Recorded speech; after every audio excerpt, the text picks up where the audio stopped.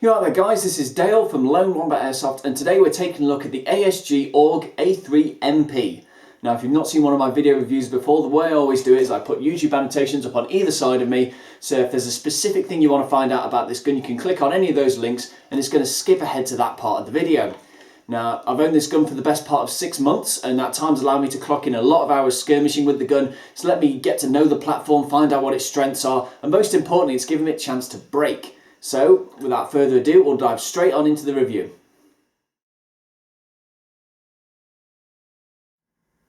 The Steyr AUG is an Austrian bullpup style assault rifle chambered in the NATO standard 5.56 by 45mm round. Design for the rifle began in the late 1960s, with it finally entering into service with the Austrian Army in 1978, where it replaced the FN-FAL as the Austrian Army's standard assault rifle and was dubbed the Sturmgewehr 77. Now, ASG have based this variant upon the A3 and they've dubbed it the MP, or multi-purpose. There is no real steel counterpart to this exact airsoft replica, unfortunately. The multitude of rails along the gun, the mock suppressor, and the fact that the top rail has been raised to incorporate both a carry handle and the sling points along the front mean that this is more of a fictitious gun than one with a real steel counterpart. However, judging by the look of it, it's got a very unique, interesting and somewhat imposing silhouette to it. If you're the kind of airsofter that's into your tactical kind of things, then you're probably liking the look of this assault rifle already.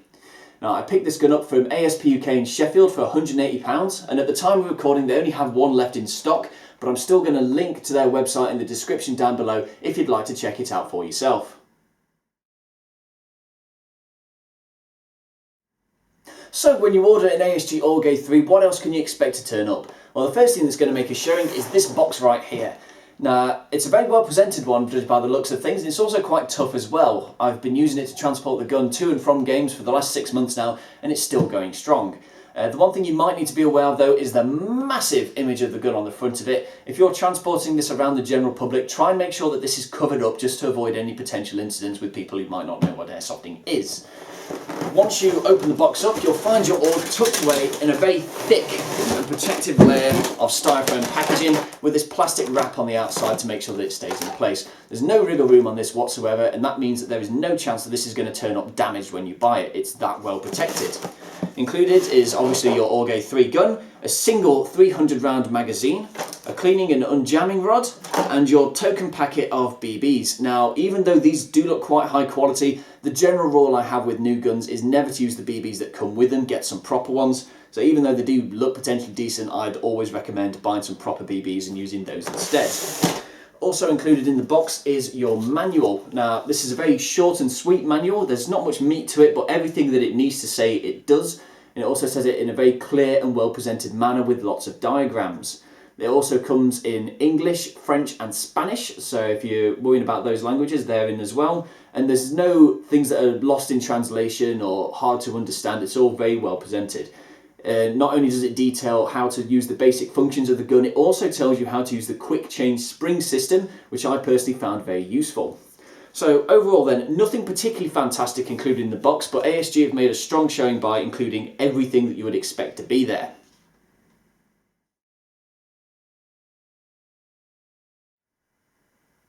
So the first thing you're going to notice when you pick the ASG AUG up is just how heavy the thing is. Surprisingly so, in fact. All the weight is located over the front of the trigger. This is odd because as a bullpup gun, all the key internal components are located behind the trigger back here, but because the ASG version here has this single piece of rail space up at the top, it's added a lot of weight to the gun and it's put it right towards the front, so it makes it more felt when you're holding it. Now, I've no idea what metal this is made out of. It's not steel because it's not magnetic, and it sure as hell isn't aluminium, but it definitely adds a lot more weight to the gun than is necessary. The second thing you're going to notice is the feel of the thing. Now, I'm not usually against plastic-bodied guns, but the plastic used on here, it's very scratchy, it creaks when you use it, and it's just not really got that nice of a feel to it. It makes the gun feel quite cheap, if I'm honest. So again, not against plastic-bodied guns, but if you are the kind of airsofter that doesn't like plastic at all, this gun unfortunately is not going to change your opinion of that. So overall first impressions then are, from a distance, the gun looks really quite cool, but when you pick it up, you are going to notice that weight, and you're probably not going to like the feel of holding it.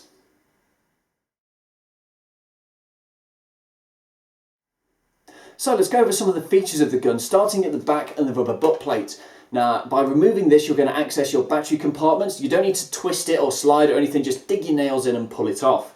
It's going to get this rectangular sort of battery space down here, so you're going to need quite a small but chunky battery to run in it. I've been using this 1.8 by 7.4 volt LiPo battery with no trouble whatsoever, but as I say, there's not enough room in there for any stick type. It doesn't run on the top, it's this rectangular space back here. Moving forward, you've got the ambidextrous mag release just down here. Now, I need to point out that I have had some feeding troubles with this gun over the months. Like, it's not like it's a regular occurrence, just every once or twice every so often I've had some trouble with it. It's fucking shooting. I don't believe it is. Now it is.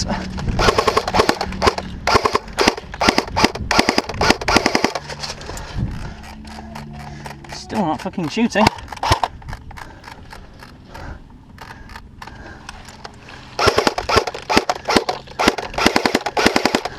Oh, come on, what's wrong with you? One thing I need to point out with the mags as well is that you need to make sure they're inserted correctly, because it is possible to do it wrong. By inserting it but having it too far back, it's clicked into place but it's too wobbly, it's not actually correctly in, so it will not feed. That's quite an easy one to see, but there's a second place it can be in where it still won't feed. The key for that one is this little nub on the top of the magazine just here. That must be hidden inside the mag well for it to feed properly. If you locate it in but it's actually underneath and showing from the mag well, it will not feed. Just give it a quick slap upwards to make sure that that's properly in place before firing. Moving up, you've got the safety just here, which is just a simple push in on either side to put it on safe and fire. Now, do not confuse it with this button just here, because that's the button that dislocates the upper and lower receivers of the gun. So it's just this one behind the trigger here. There is no fire selector to speak of because the AUG uses a dual stage trigger. What this means is if you pull the trigger halfway, you're going to get semi-automatic fire, and if you pull it all the way, you're going to get full auto. Now, I really quite like the trigger unit on this one, honestly. I was able to run this gun at the stand using semi-auto all day only, using nothing but trigger discipline. It's actually very easy to distinguish and use the semi-auto only when you need to. However, that being said, there are a lot of sites that are semi-auto only and they do not allow dual stage triggers because they don't trust people's trigger discipline, which is fair enough.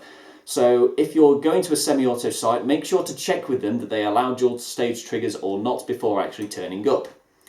Now, I'm going to address the elephant in the room with this gun, which is the acres upon acres of rail space all over the place. There's 9 separate positions in total for mounting gear, although I'd argue that some of them are completely useless. These two on the underside, just in front of the trigger for example, supposedly you could mount torches or lasers to these, but they're not actually going to be able to do anything because the instant you put your spare hand on the front of it, it's going to block line of sight, so not really useful for those. You could argue that this rail on the back right could use that role instead, but you can't say the same for the one on the left, unfortunately, because line of sight's actually broken by the charging handle, so can't use a torch or laser on that. So I'd argue that 3 of the 9 rails are completely pointless. On the subject of the charging handle, pulling it back is going to expose the hop-up unit, which is just back here. Now, you've got this rubber covering which you can take off and move to either side depending on if you're a right or left-handed shooter, and you can access the hop-up unit from either one of these sides. I really quite like the hop unit itself. It's a rotary dial type, and it's stiff enough that it's not going to change settings during the game, but you can still make very precise adjustments with the hop. I just wish that the rubber itself was a bit more powerful. It will lift a 0.25 fine, but it will only barely get enough lift to make a 0.3 usable. If you're the kind of airsofter that likes to overhop your gun to get more range at the expense of accuracy, this gun isn't unfortunately going to be very accommodating of that.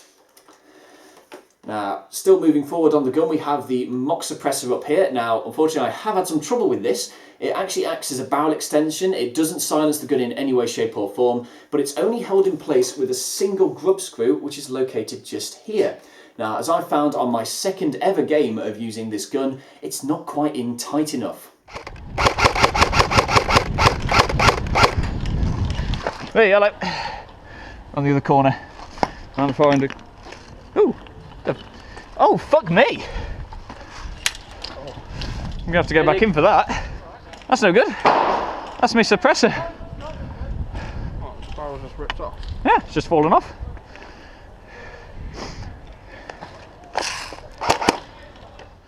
So, luckily for me, the grub screw was actually still in place when when the suppressor fell off. So I was able to mount that back on and screw it back on with no trouble at all. But when you get this gun, just jam an Allen key in there and tighten that up before you take it anywhere. I've had no trouble with it since, but it was very loose when I originally got it. Also, you have the 2 quick detached sling mounts that you can mount on 2 positions on the back and several along the front rail just here. Now, I've had no trouble using these at all. They do rattle a bit when you're running around with the gun, but as actual support mounts, they are actually quite good, so no complaints there. So, a lot of features to take in with this gun, and barring the mag feeding issues that I've mentioned and the fact the suppressor fell off, mechanically speaking, this gun has been extremely reliable. I've had no mechanical failures of any kind, like the motor or the gearbox or anything like that. It's actually made the gun extremely easy to live with, not having to worry about any of these problems. So, mag feeding aside, and just tighten the grub screw for the suppressor, the features and the reliability of the gun are very impressive.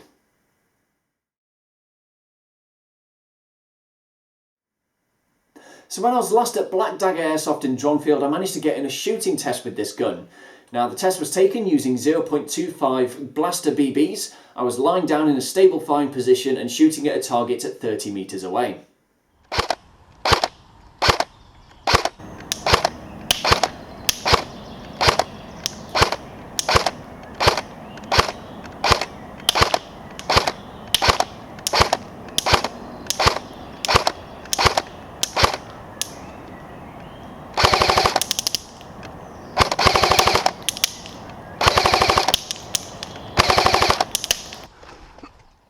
So, as can be seen, or rather not seen from the shooting test, the gun is far from what I'd call precise.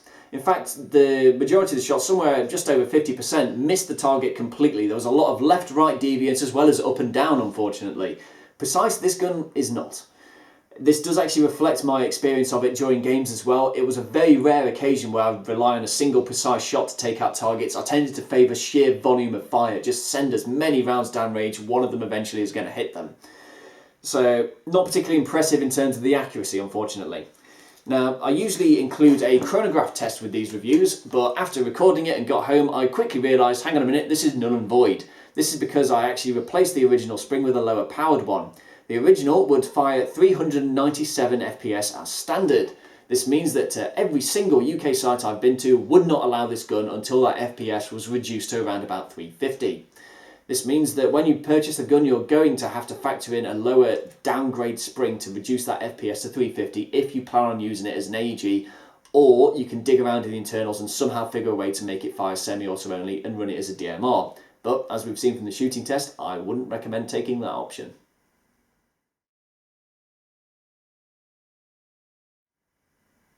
So where do you want to be on the airsoft field to get the absolute most out of this gun? Well, unfortunately, when I'd originally picked it up, I'd planned for it more as a DMR kind of role. Due to the ½ metre length in a barrel, I was expecting it to be quite accurate, but as we've seen from the shooting test, that unfortunately is not the case. That meant that I had to relegate it to more of a standard, traditional role of an AEG. Now, it doesn't particularly favour lone wolf tactics, unfortunately. You can't really be stealthy with this gun for several reasons. One, if you need to bug out of a firefight, you can't really sprint for any length of time because of the weight.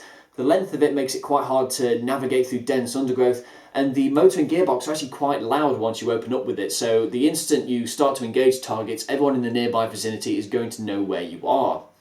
Instead, what I'd recommend doing is sticking with a team and just using sheer volume of fire to take down targets, making sure to push forward at every opportunity. The closer you get to your target, the narrower the effective cone of spread for the BBs will be, and so it will make your shots more accurate. As I said, the weight of this is not going to make that easy, but that is the best way of going about it. It does actually favour ambush tactics because the rate of the fire, whilst not spectacular, is still very much usable. So if you could wait in ambush for people to come towards you so you don't have to worry about the accuracy or range, jump out at an appropriate moment and proceed to mow them all down. That can work with it as well. So unfortunately, not quite the DMR I was expecting it to be, but it's still a fairly average, but still quite competent AEG assault rifle.